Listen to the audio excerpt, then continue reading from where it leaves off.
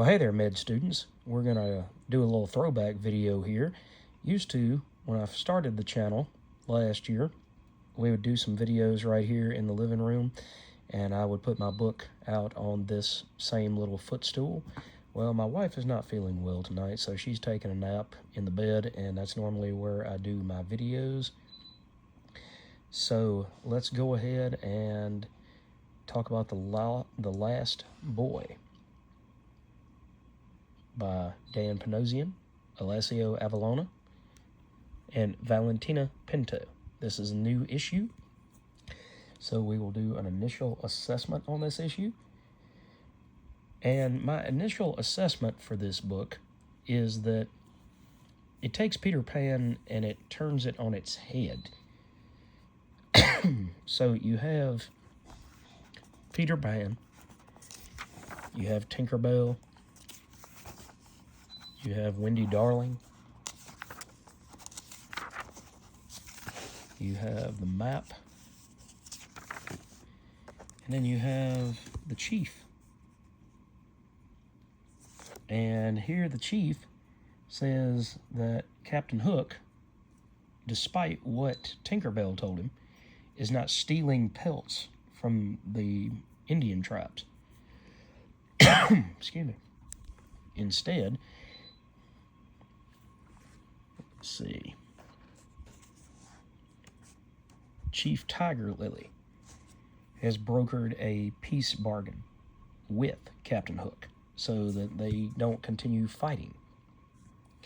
And Peter just can't believe that. He's like, this is the way it's always been.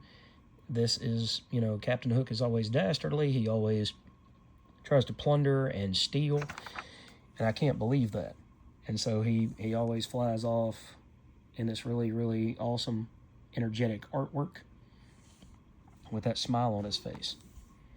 And then he goes to visit Captain Hook.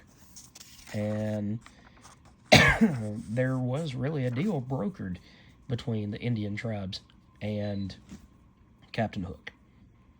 But Peter doesn't believe it, so he goes to war with Captain Hook's crew. Hook comes out to talk to him himself, and they get into a battle. And then there is a climactic finale to this issue, which I'm not going to spoil here.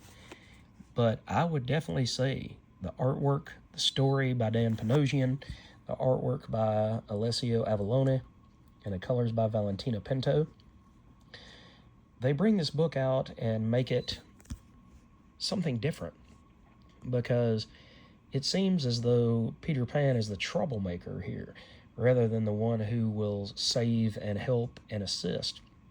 Instead, it seems he's possibly the last boy that believes in the way things were instead of the way things as they are now. So it's interesting to see this power dynamic between Peter Pan and Captain Hook and the Indian tribes, and then the backstory of Wendy Darling, who is trying to create her own stories in the real world in the 1900s. All of these things come together pretty interestingly.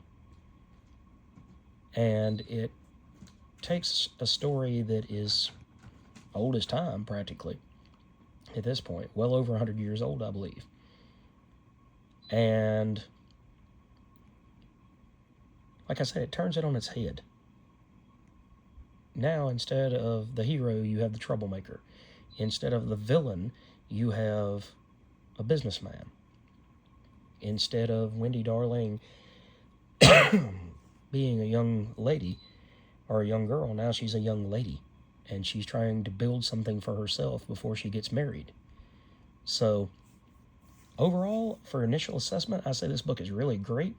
It's got that fantasy element. It's got all the character pieces that you're used to, but it's got a storyline that you're not used to. So the art is solid, the writing is solid. I'm going to have to recommend this, guys. So if you need more fantasy adventure and you need to go back and relive part of your childhood, if your childhood included Peter Pan. And this book is definitely going to be for you, and it's definitely a lot of fun. So congratulations to Boom. I think this is just a mini. I think it's one of 5. But if Dan Panosian's writing and Avalon and Pinto's artwork and colors can maintain their strength, I think this is going to be a really, really nice dosage of nostalgia mixed with a sprinkling and a small gel cap worth of high adventure. So I definitely think you guys should check this out. And let me know in the comments what you thought about this book. If you read it, did you pick it up? Did you not pick it up?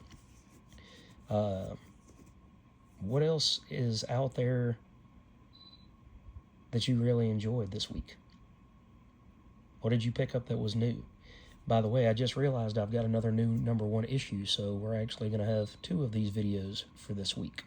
So look for the second one to be coming up here shortly.